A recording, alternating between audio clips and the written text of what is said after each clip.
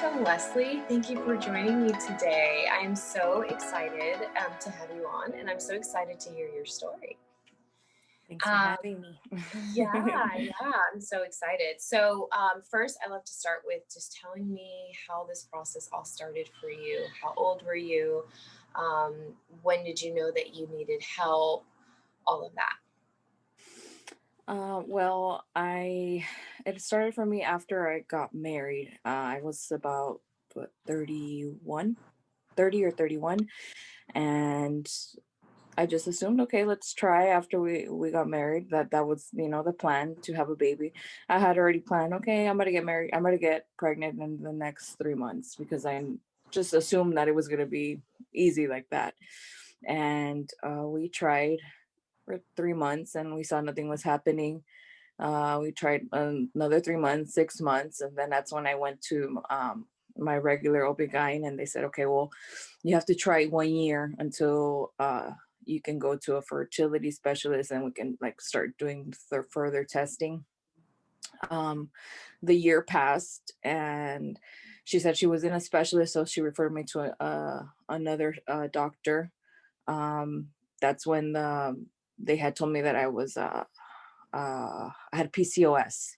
So they said, okay, that's an issue. You're gonna need to lose weight. We're to start you on some medication and see if that would help. Um, I'm trying to remember. I feel like everything happened so fast, but I forgot. She gave me two medications. I don't remember what it was, So, but could it have been metformin? Yeah, it was Oh, metformin. Yeah. okay. And I was on that. That didn't do anything. And I think I tried that for about 3, 4 more months. Still nothing was happening. My periods were really irregular. And that's when they had said, okay, well, you're gonna have to look into a fertility specialist.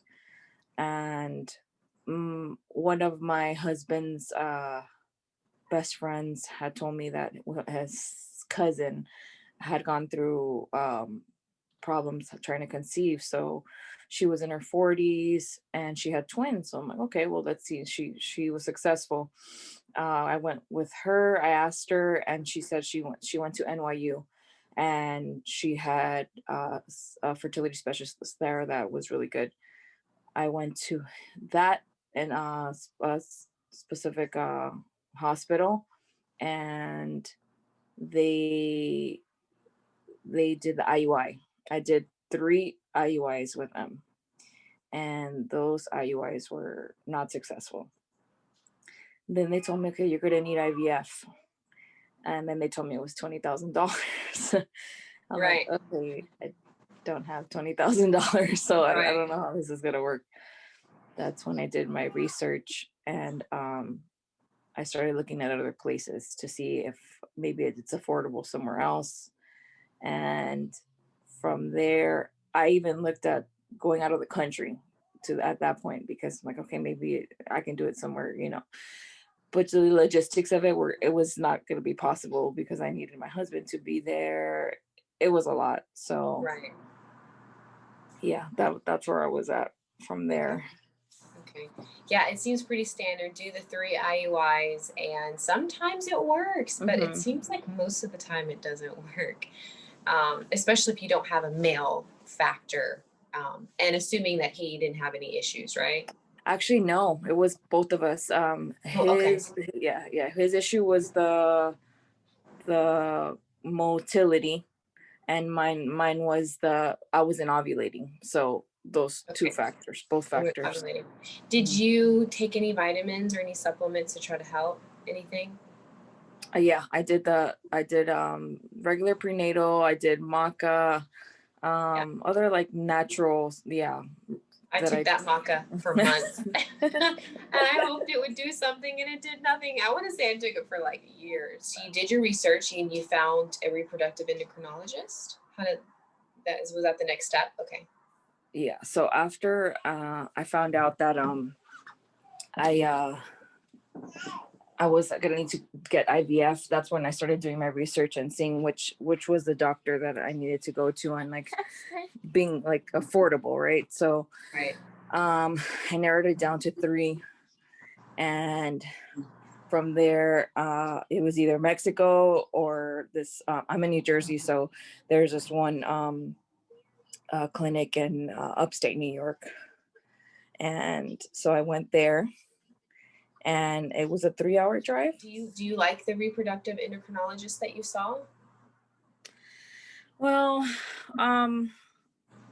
it wasn't, they weren't very hands-on. The reason that we went there, I'm not sure if you've heard about this term, but a fertility mill. Oh, They're yes. just, they do what they need to do, and it's Oh, yeah. very hands off. They just give you what you need to take. They see you, and especially because I was far away. The reason we got the price that we got was because of it. It did what it needed to do. I don't know if the reason I got the complication was because of it. I really don't know, but I'm grateful that I had the baby. But no, I think NYU, if I would have had the money, I would have gone through with it, but I didn't have. There was a financial factor there. But I went to my, where I ultimately got the IVF. No, I don't think so. Okay. Yeah. Okay. That's good to know. Yeah. I mean, that's good to know. And did you know, like, did you have a gut feeling going into it that that would be something that maybe like you're, like you just wasn't sure about in the beginning? I had read the reviews, and the main key there was, it was the financial aspect of it. They had Right. said that's the most affordable in the country. People are going all different from different states just because of the price. So that's really the main factor for us. That was the main factor. So we're going to try it, and if not, then we might look somewhere else. But we were, like I said, we were so happy that it did work. But Yeah. I mean, it wasn't it worked. very. It worked out in your favor, Yes. but it wasn't the best care. No, not the best care. Yeah. Okay. Okay. Well, that's good to know. I mean, I always tell girls like to trust your instinct, to trust your gut. And sometimes, they have to switch to a different doctor and they may feel like, oh, I don't really feel like changing all of it. But sometimes it's just worth it. Yeah. And we did the whole, egg retrieval. I had a complication there. Okay. Gosh, that I got, what was it called? Overstimulation. Yeah. I did too. That was horrible. OHSS. That is Yeah. the worst. Well, and I find that it's very common with individuals, women who have PCOS, right? I think that might have been the case. My ovaries blew up, and I was in the emergency room the day before Christmas, and my stomach looked like it was like about to explode. It was bad. It was really bad. And it's just it does not feel good. It's awful. It's horrible. Wow. But I got 14 eggs, so I was successful with the eggs. Yeah. But so you were on Menopur, I'm guessing. Yeah, Menopur. And then either Follistim or what's the other one? No, not Follistim. Gonal F. Either Gonal F or okay. Okay, very good. And so did you have any other like surgeries or procedures before you did your IVF?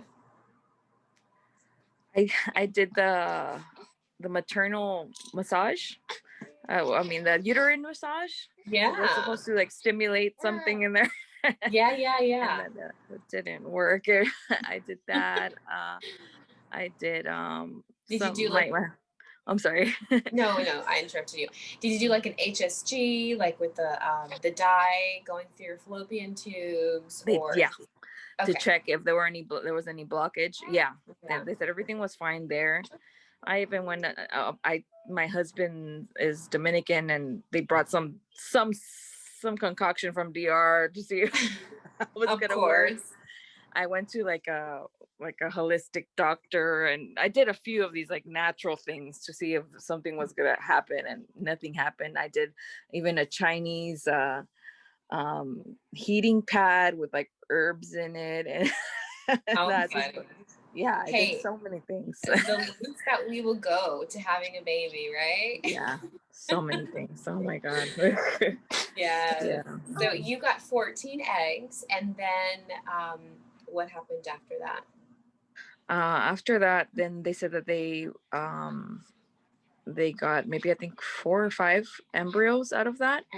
Okay. And so I'm 35, my husband's 40, and the normal procedure is just to implant one.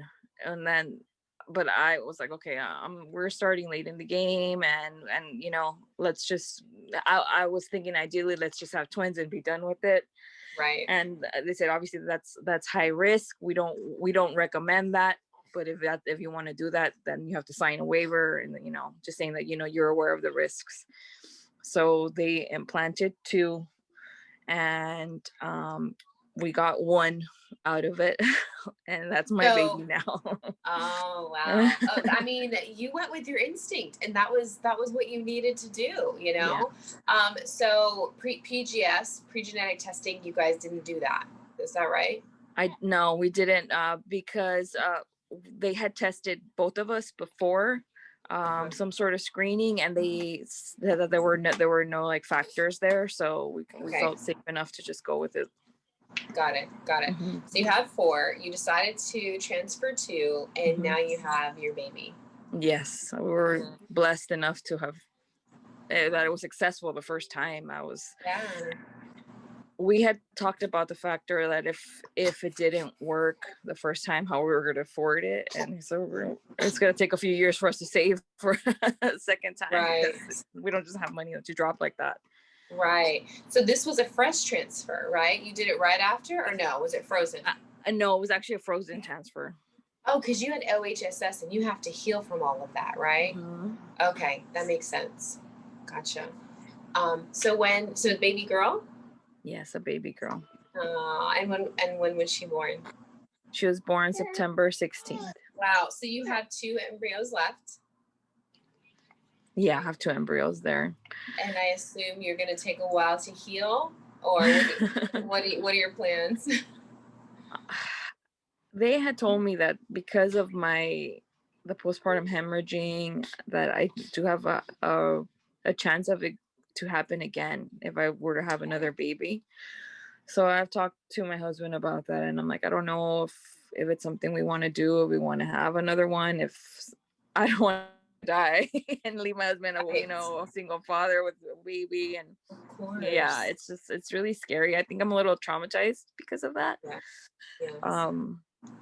So we're still thinking about if we want to have another one or not. Yeah. But ideally we would want another one, but I think it's still soon too soon to really decide if we want another one. I completely. Well, the good news is you've got your 2, frozen, waiting on you. So that's the good news.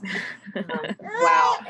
Yeah, nobody really tells you about the stuff that happens or could possibly happen after. So, After, exactly. looking back on your journey, um, no matter how short, how long, it's always so hard on the individual and whatever obstacles that we're facing.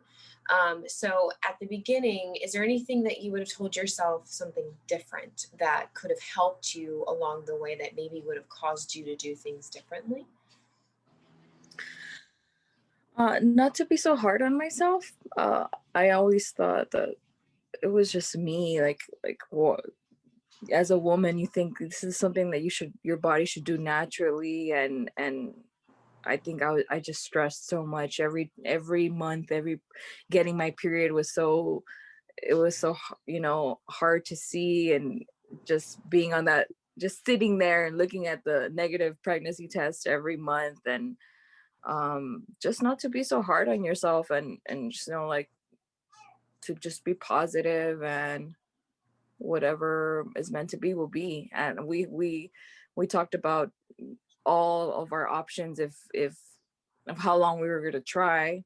If it didn't work, what would be our next step, and if we did want kids, we would look into adoption and just things of that nature, because when there's a will, there's a way, I think. And then the children was always going to be something we were going to have, whether it be naturally or, adopting. So just to not to have been so negative, and just that there was going to be a light at the end of the tunnel no matter what. That's what Yeah. I think that's great. I think that's Mhm. great. I know for us, we were thinking the same thing. We Mhm. went through foster classes. We talked about adoption. We met with different families, and ultimately, we wanted to build our family, and that was what was most important to us in the big scheme of things. So I think that's really, really good and very helpful. Um, and when you say that, it makes me think of, we're so quick to think of the what ifs, all the what ifs and what can go wrong. But there's this post that I used to look at all the time in the midst of my infertility treatments. And I would say to myself, or I would read it, and it said something along the lines of, instead of thinking about all the things that could go wrong, how about think about the things that could go right? Yeah. And it's so, it's so simple, but it's so true, because I think naturally our mindset is just so quick to just go to the negative side, versus, like you said, it's going to be okay. It's all going to work out in the end. And even though some of our, obstacles are harder than others, and sometimes we have to, try and dust the dirt off our knees more than once or twice or three times. But, I have learned that hard work pays off. And even though you might have to take breaks here and there, at some point, that hard work is going to pay off. So that's just what I've learned with the other women that I've talked to too. So is there anything differently that you would tell someone else watching this, them going into it or speaking to them? Is there anything that you would say differently than what you've said? It's hard to say, because I had heard it from other people that had done IVF, to mentally prepare if you were going to do IVF. It's so hard on your body, it's so hard on your emotions, and there's so many aspects of it that are hard, financially, emotionally, just everything about it is difficult. And just to know that it's not for them to tell you that it's not 100%, you're going to spend all this money and it may not work. True. That was like, okay, how am I going to mentally prepare that this may be flushed down the drain and it might not work? That's so hard in so many ways. And I thought my mother-in-law had told me that there was a lady she knew that did 5 IVFs and spent $100,000, and she said, one more time, and if this isn't it, then this is it, and then it wasn't meant to be. And that was, she got her child. I'm like, well, she was lucky enough to be able to be in a place where she can try 5 times. There's many True. people cannot do it that many times, there's Right. and to see people pregnant around you, and to have all this, like, you start to become bitter, and there's so many things, and I'm Spanish, and everybody, oh, when are you gonna have a baby? Oh, why are you guys taking so long? What's the big, and I don't feel comfortable enough to be telling you I'm going through problems right now. Right. There's so many Right. things, so many factors, and it's not that easy. And this is obviously, this, you and the community that you share your story with, all have experienced it. So it's a great outlet to have someone you can hear that has gone through it and share their story, because you don't feel alone. The worst thing is to feel alone and not to be able to know, okay, this person actually dealt with this, so they understand me, right? Right. So Right. No, that's great. I think it's really helpful to know all of that going mhm. in. A lot of people who don't deal with infertility or don't have to worry about, trying to conceive so hard as much as we have, it's easy to say the words like, oh, it'll happen, or, or, oh, IVF, how exciting. You're going to have lots of babies, right? That's what people think. Yeah. And it doesn't really help hearing those kinds of things going into it, for sure, but it does help having that community, like you said, who knows what it's like before, who's walked that journey before you have, or who's walking alongside of you while you're doing it. I know I've met some fun friends on Instagram who've been dealing with infertility, people that I was able to ask questions about before I started, and then people who we're friends now, and it's so fun to just be able to connect with them, who are now Valentina's age, who have babies now Valentina's age, and then being able to speak to others who are about to walk into this process. So it's it's like a gift that keeps on giving. You're able to help other people in the community, which is something that you don't ask for this, you don't ask for the challenges, but um, the beauty of it is that we create these friendships and these talks and these conversations, and that we're able to connect and be able to give hope and inspire other women who are about to walk on the journey. So yeah, thanks again for this doing talk. a great thing. Yeah, thank you very much. You're welcome.